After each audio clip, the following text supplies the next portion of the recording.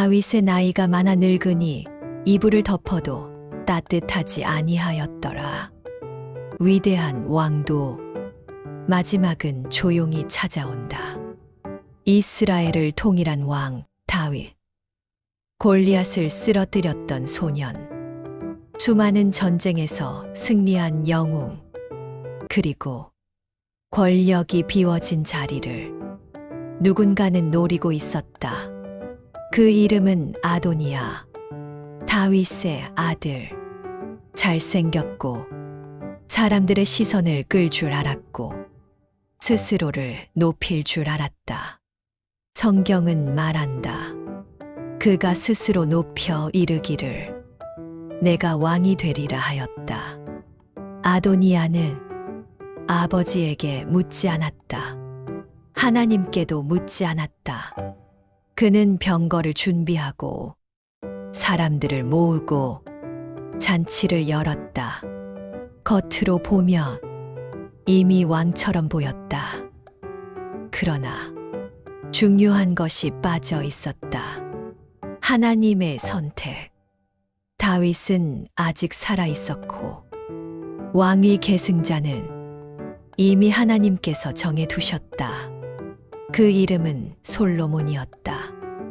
하지만 솔로몬은 조용했다. 자기 주장도 없었고 세력을 모으지도 않았다. 그는 기다리고 있었다. 이때 하나님은 두 사람을 움직이신다. 선지자 나단 그리고 밧세바. 그들은 다윗의 침상으로 들어간다. 늙고 지친 왕 앞에서 그들은 묻는다.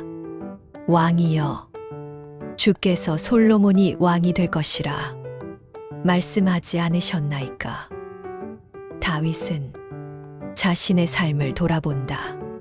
완벽하지 않았던 인생, 죄도 많았고 실수도 많았지만 그는 마지막 순간에 하나님 앞에 서서 다시 선택한다. 다윗은 말한다. 오늘 솔로몬에게 기름을 부어 이스라엘의 왕으로 삼으라. 왕의 마지막 장면은 전쟁이 아니었다. 정복이 아니었다. 순종이었다. 기름이 부어지고 나팔이 울린다. 솔로몬 왕 만세. 사람들의 함성이 도성을 흔든다. 그 소리를 들은 아도니야의 잔치는 순식간에 멈춘다. 칼은 뽑히지 않았지만 권력은 이동했다. 하나님이 선택한 자와 사람이 스스로 높인 자의 차이는 분명했다. 아도니야는 두려워 떤다. 제단의 뿔을 붙잡고 살려달라고 애원한다. 솔로몬은 말한다. 그가 선한 사람이 되면 털끝 하나도 땅에 떨어지지 않을 것이다. 이 장면은 중요하다. 솔로몬의 왕권은 피로 시작되지 않았다. 은혜와 절제, 그리고 하나님의 약속 위에서 시작되었다. 그러나 이것은 끝이 아니다. 왕이 되는 것보다 더 어려운 것은 왕으로 살아가는 것이다. 솔로몬은 이제 이스라엘의 왕이다. 하지만 그의 마음은 아직 완성되지 않았다. 그는 다음 장면에서 하나님 앞에 서게 된다. 그리고 그의 인생을 규정할 한 가지 질문을 듣게 된다. 내가 내게 무엇을 주랴? 다윗이 죽을 날이 임박함에 그의 아들 솔로몬에게 명령하여 이르되 사람은 떠나기 전 가장 중요한 말을 남긴다. 다윗에게도 그 시간이 찾아왔다.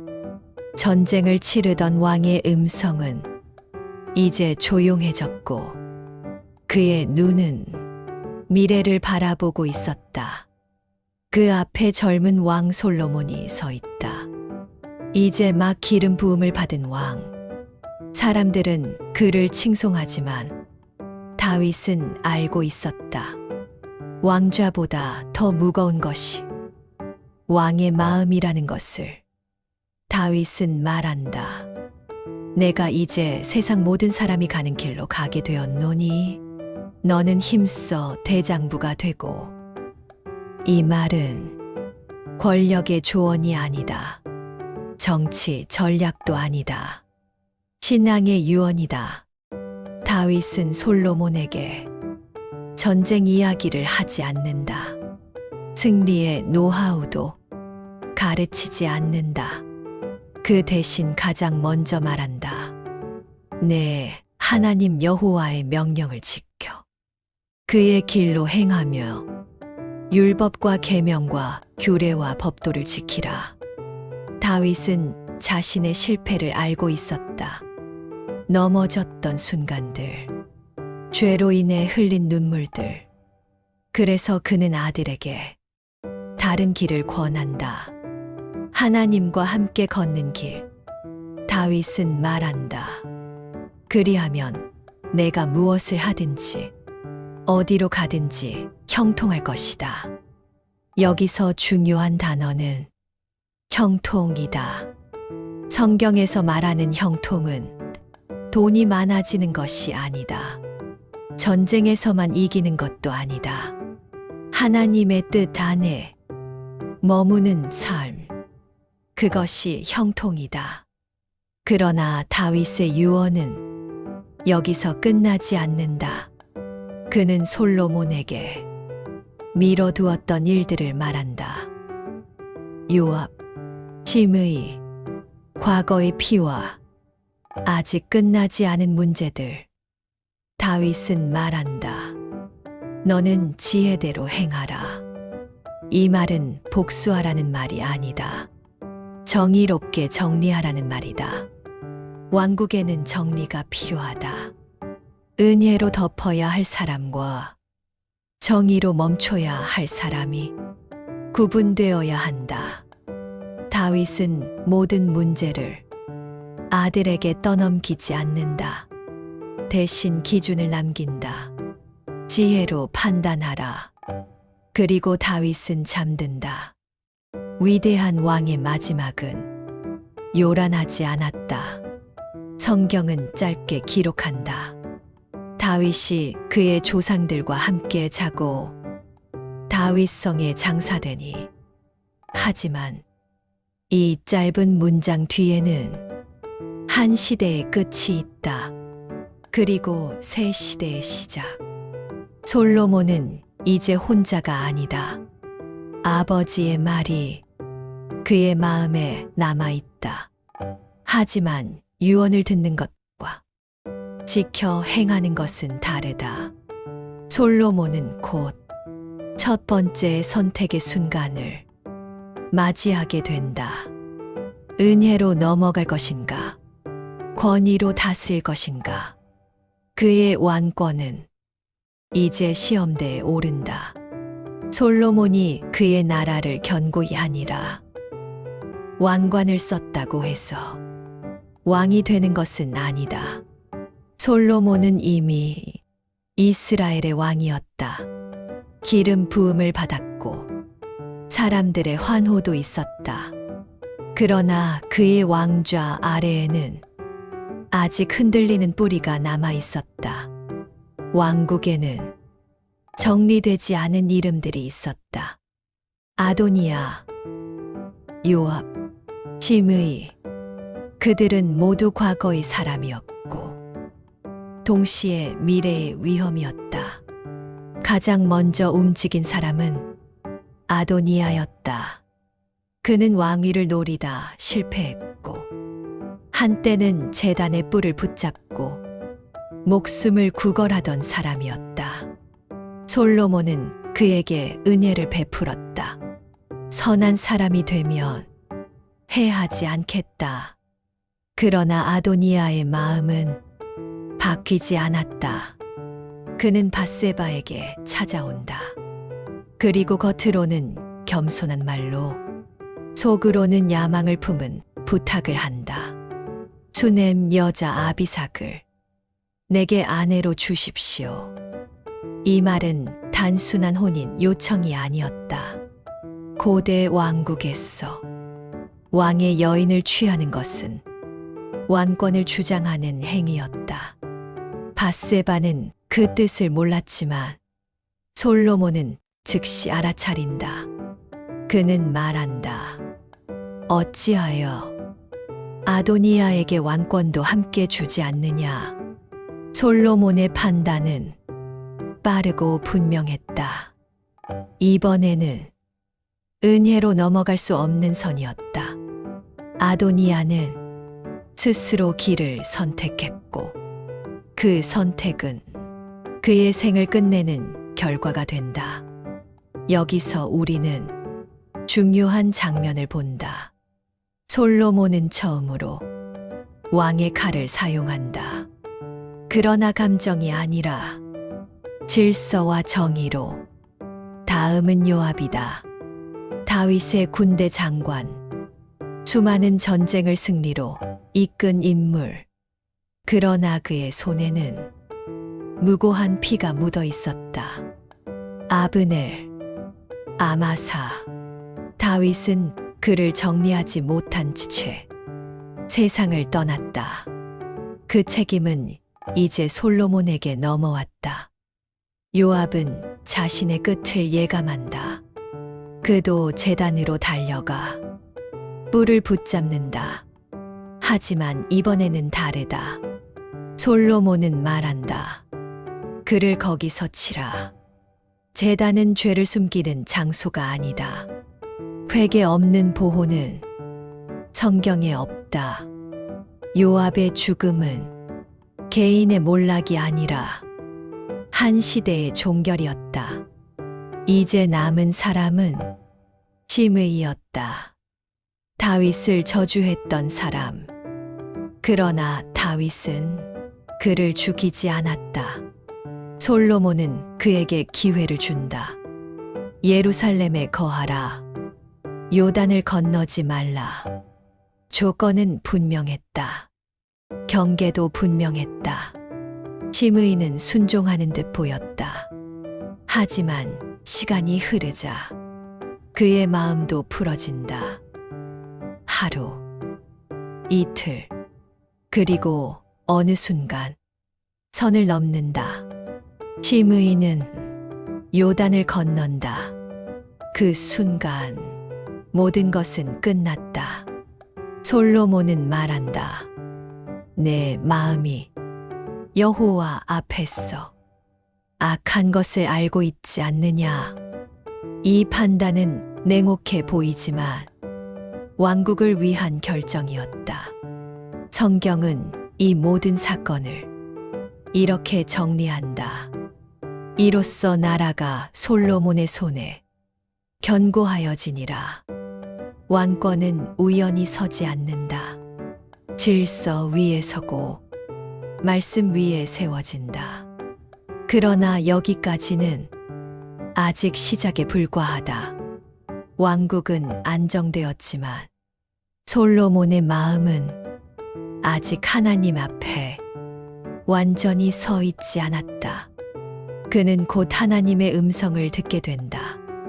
그리고 그 인생을 바꾸는 질문을 받게 된다. 내가 내게 무엇을 줄고 너는 구하라. 열왕기상 35. 왕국은 이제 흔들리지 않았다. 칼을 들어 혼란을 정리했고 질서를 세웠으며 반역의 씨앗을 잘라냈다. 사람들은 말했다. 이제 솔로몬은 완전한 왕이 되었다. 그러나 하나님의 시선은 달랐다. 왕좌보다 중요한 것은 왕의 마음이었다. 그날 밤 솔로몬은 기브온으로 올라간다. 그곳은 하나님께 예배하던 장소였다.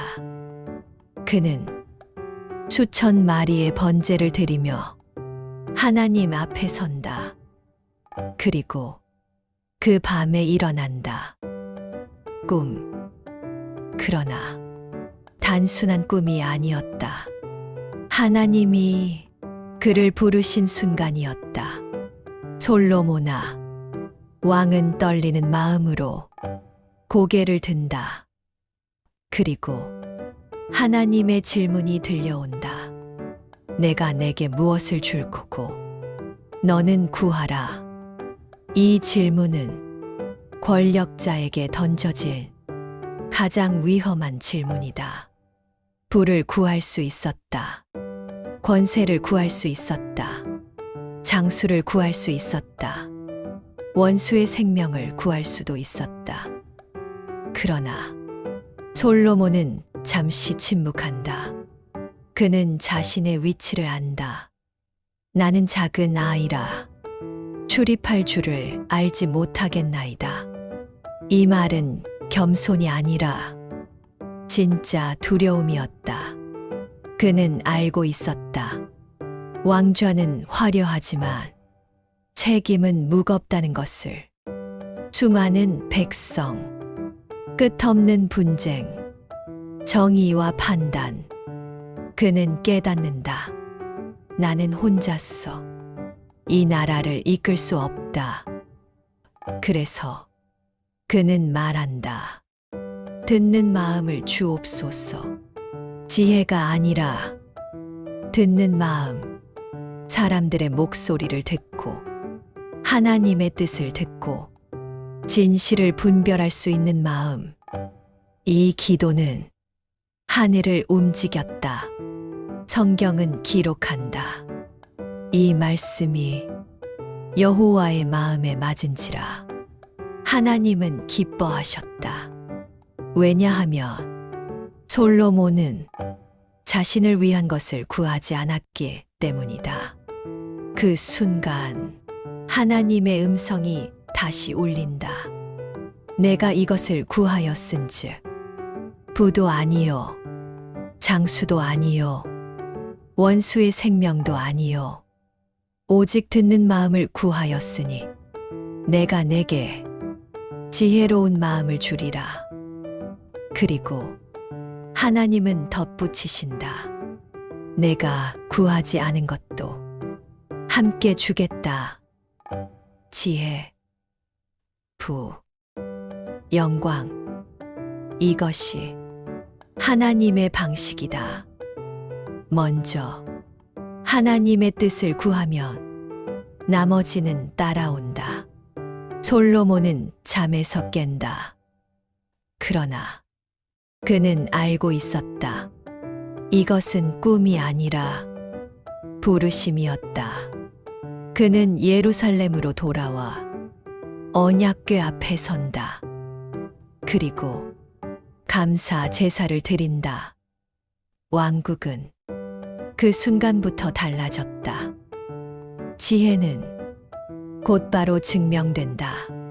두 여인이 한 아기를 두고 다투며 찾아온다. 내 아이입니다.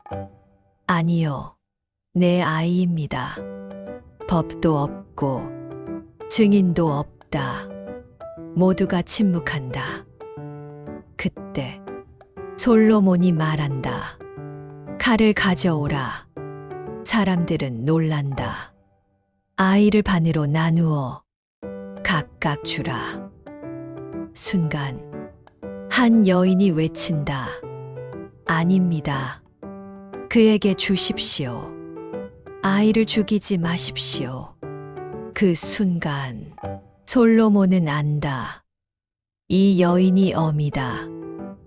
지혜는 정보가 아니라 마음을 읽는 능력이었다. 백성들은 놀란다. 하나님의 지혜가 왕 안에 있다. 그날 이후 이스라엘은 확신한다. 이 왕은 선택된 왕이라는 것을. 그러나 이것이 끝이 아니다. 지혜는 선물이었다. 하지만 지혜를 지키는 것은 평생의 선택이었다. 솔로몬의 지혜와 총명이 심이 많아 넓은 마음이 바다의 모래 같으니 열왕기상 429. 지혜는 말로만 드러나지 않는다. 지혜는 나라의 모습으로 나타난다. 솔로몬이 왕이 된 후 이스라엘에는 눈에 띄는 변화가 시작된다. 먼저 질서가 세워진다. 솔로몬은 나라를 12구역으로 나눈다. 각 구역마다 책임자를 세우고 한 달씩 왕과 궁정을 섬기게 한다. 누구에게만 부담이 쏠리지 않게, 누구도 소외되지 않게. 지혜는 공평함에서 시작된다. 나라의 구조가 안정되자 백성의 삶도 달라진다. 성경은 이렇게 기록한다. 유다와 이스라엘이 많은 백성으로 바다의 모래같이 많게 되매 먹고 마시며 즐거워하였더라. 전쟁의 소식이 아니라 일상의 회복이 기록된다. 먹고 마시고 즐거워하는 삶. 이것이 하나님이 원하셨던 나라의 모습이었다. 솔로몬의 영향력은 국경을 넘는다. 사방 나라들이 그의 지혜를 듣기 위해 찾아온다. 왕들이 선물을 들고 오고 사람들은 그의 말을 기록한다. 성경은 말한다. 솔로몬이 잠언 3천을 말하였고 그의 노래는 1005편이었다. 그는 단순히 정치가가 아니었다. 자연을 말했고 나무를 이야기했고 짐승과 새와 물고기를 논했다. 지혜는 삶 전체를 보는 눈이었다. 솔로몬의 왕국은 확장되었지만 칼로 확장되지 않았다. 여호와께서 사방에 평강을 주셨다. 평화는 사람이 만든 결과가 아니라 하나님이 주신 선물이었다. 백성은 집을 짓고 밭을 가꾸며 자녀를 키운다. 이스라엘은 지금 가장 강했다. 그러나 성경은 조용히 다음 장면을 준비한다. 지혜의 절정에서 하나님은 한 가지 마음을 보신다. 솔로몬은 하나님을 사랑했지만 아직 한 가지는 완성되지 않았다. 성전, 다윗의 평생 소원, 하나님께 집을 지어 드리고 싶었던 마음. 그 소원은 아들의 손에서 이루어질 준비를 하고 있었다. 솔로몬은 히람 왕과 연락한다. 백향목, 돌, 사람들, 왕국의 자원이 하나님을 향해 모이기 시작한다. 이 순간 우리는 질문하게 된다. 가장 강할 때, 가장 지혜로울 때, 가장 평안할 때, 사람은 하나님을 더 찾을까? 아니면 자신을 더 신뢰할까? 솔로몬의 선택은 이제 시작된다. 솔로몬이 여호와를 위하여 성전을 건축하기 시작하니라. 열왕기상 60일. 사람은 가장 잘 나갈 때 무엇을 위해 사는지가 드러난다. 솔로몬의 나라에는 부족함이 없었다. 평화가 있었고 부가 넘쳤으며 지혜는 널리 알려졌다. 그때 솔로몬은 자신을 위한 궁전보다 하나님을 위한 집을 먼저 생각한다. 성경은 정확히 기록한다. 출애굽한 지 480년째 되는 해, 하나님은 약속을 잊지 않으셨고 때를 맞추셨다.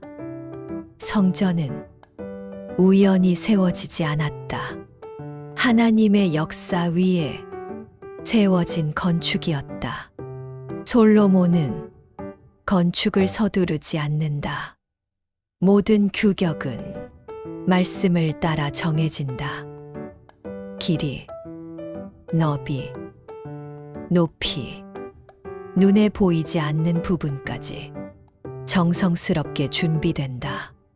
성전 안에는 침묵이 흐른다. 돌을 다듬는 소리는 산에서 이미 끝났다. 망치 소리 없이 조용히 쌓아 올린다. 하나님께 드리는 집은 소란스럽지 않아야 했기 때문이다. 내부는 순금으로 입힌다. 벽에도, 천장에도, 바닥에도 그 위에 새겨진 것은 종려나무와 핀 꽃, 에덴을 닮은 공간, 하나님이 사람과 함께 하셨던 처음의 기억을 다시 세운다. 지성소는 가장 깊은 곳에 놓인다. 그 안에는 언약궤가 들어갈 자리만 남겨둔다. 성전의 중심은 사람이 아니라 하나님이었다. 그때 하나님의 말씀이 솔로몬에게 임한다. 내가 이 성전을 건축할지라도 내 법도를 행하며 내 규례를 지키면 내가 너와 함께 거하리라. 건물이 임재를 보장하지 않는다. 순종이 임재를 부른다. 이 말씀은 약속이자 경고였다. 솔로몬은 이 말을 마음에 새긴다. 성전은 하나님을 가두는 집이 아니라 하나님을 기억하는 장소였다. 건축은 오랜 시간이 걸린다.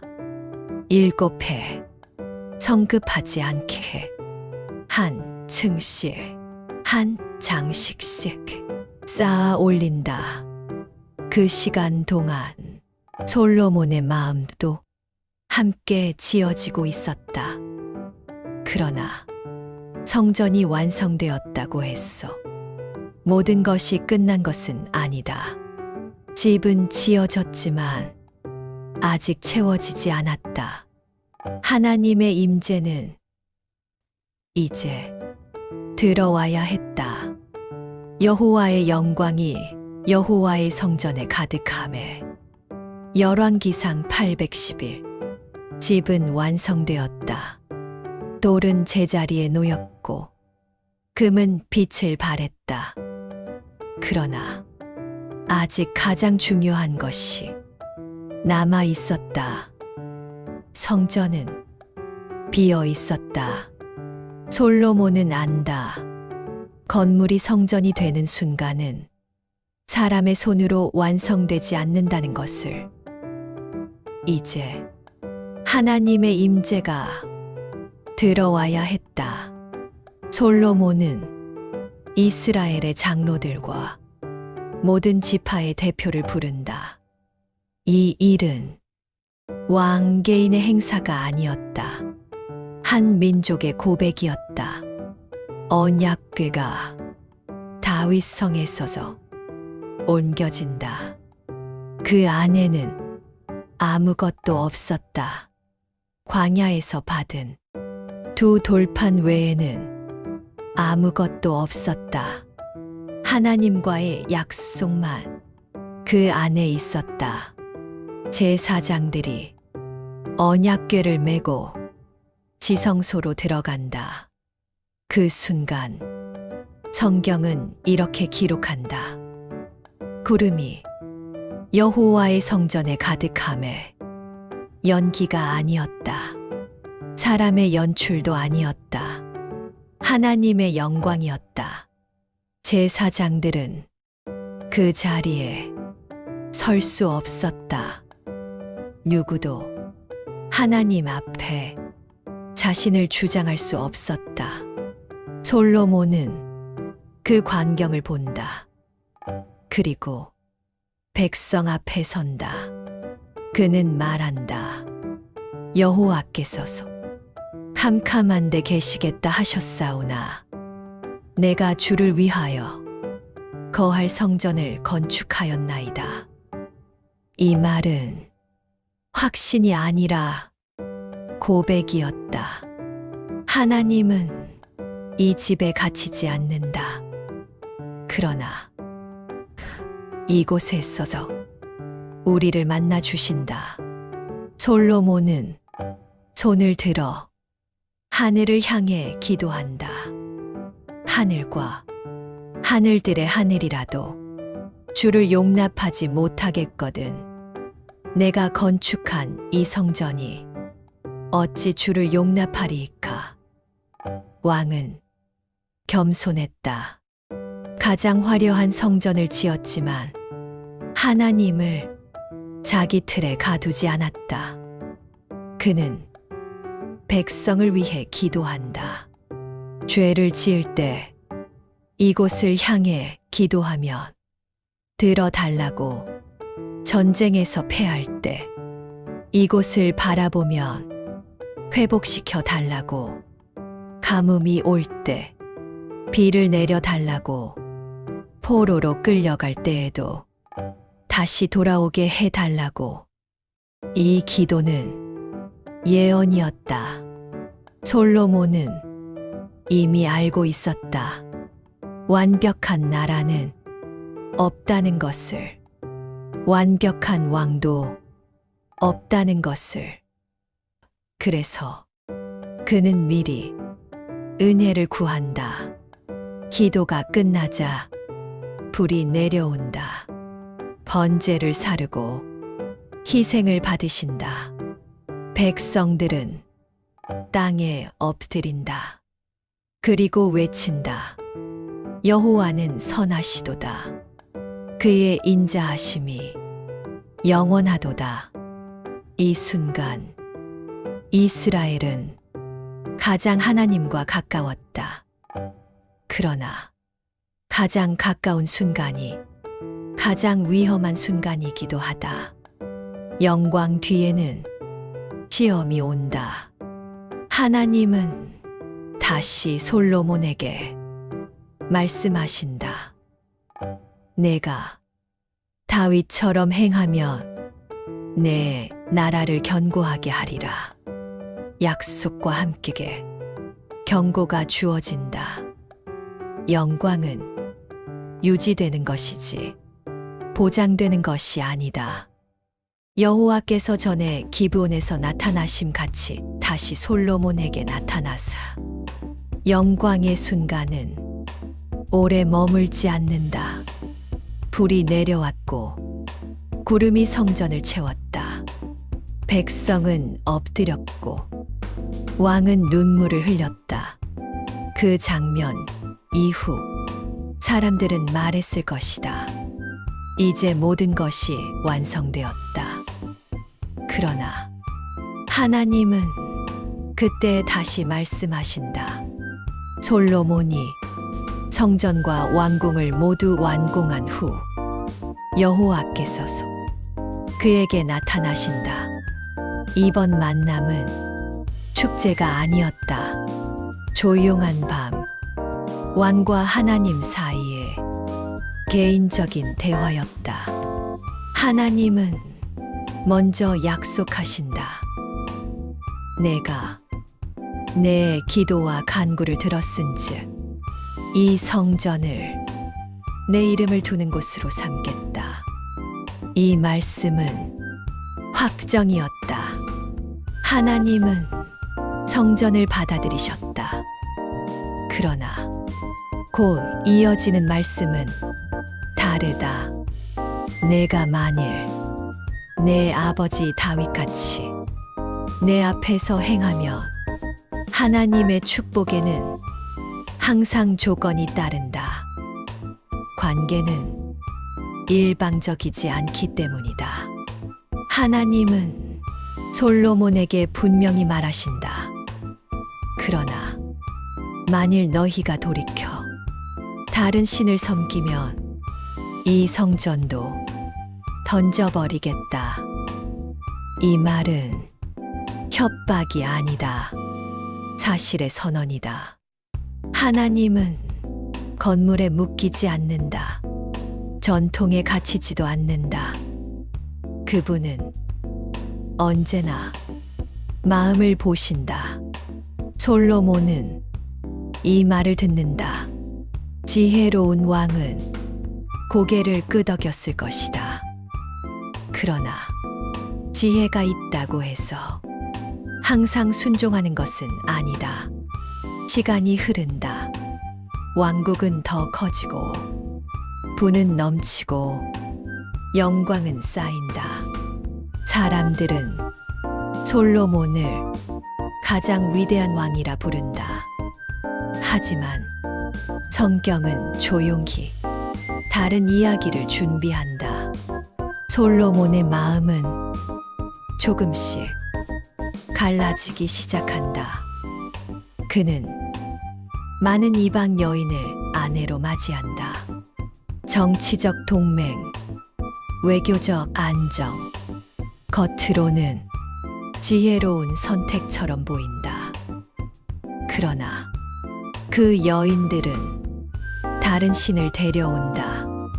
아주 조금씩 눈치채기 어려울 만큼. 하나님은 갑자기 떠나지 않으신다. 경고는 이미 주어졌기 때문이다. 내 마음을 나누지 말라. 그러나 솔로몬은 아직 깨닫지 못한다. 그는 자신이 지혜롭다고 생각했기 때문이다. 이 편은 절정이 아니다. 이 편은 전조다. 무너짐은 갑자기 오지 않는다. 서서히, 조용히 마음에서 시작된다.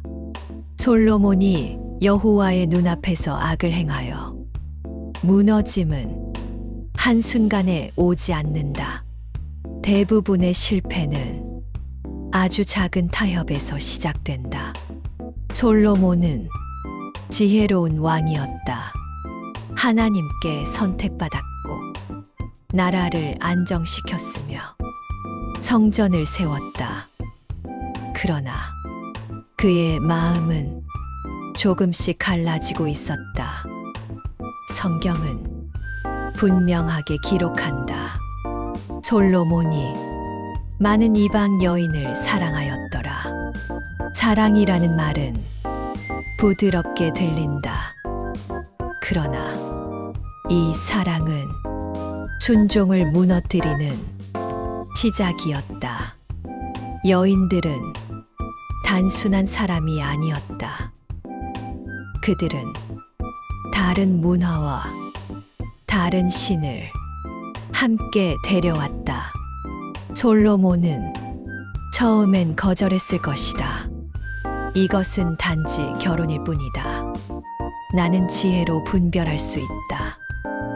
그러나 타협은 항상 이렇게 말한다. 이 정도는 괜찮다.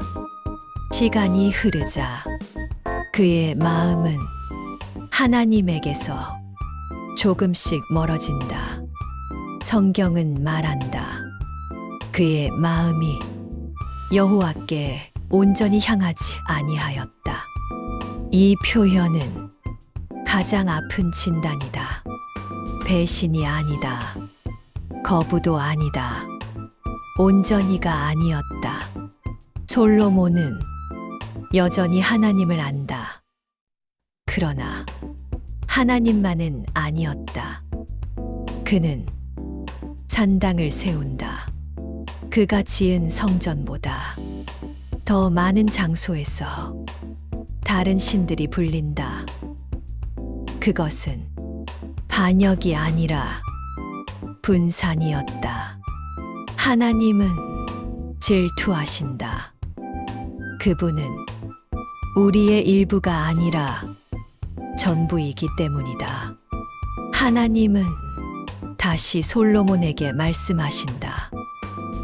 내가 이 언약을 지키지 아니하였으므로 내가 나라를 찢어 내 신하에게 주겠다.